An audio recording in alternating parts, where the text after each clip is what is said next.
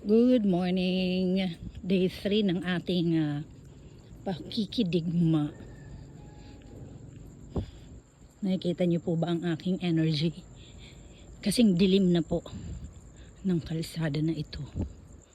Dahil hindi ko na kinakaya itong pilot testing na ito at 3-term calendar.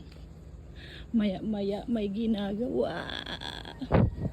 Kahit gabi na, tapos na ng oras ng trabaho, pero may mga kailangan pa rin ipasa at i-prepare. Sana naman maayos yung ating araw today. Pritas lang tayo ngayon at hindi ko alam kung ano pa yung mga surprises, kaya abangan. Sana may tricycle, no? Para hindi na ako lumakad papunta dun sa pinakalabasan. See you sa school. Grabe ang aga natin today. 5:30 pa lang andito na tayo.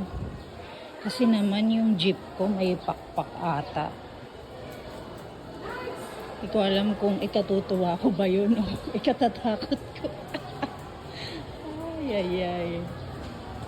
Ano naman, yung item analysis natin, ang sabi yung gagawin natin na taas-taas na, yung may upper lower. Correct pa rin, correct. Ang sabi naman sa akin ni Ma'am Grace, ang deadline daw sa dito is 30, pero magpapadeadline daw siya ng 20. Recess time!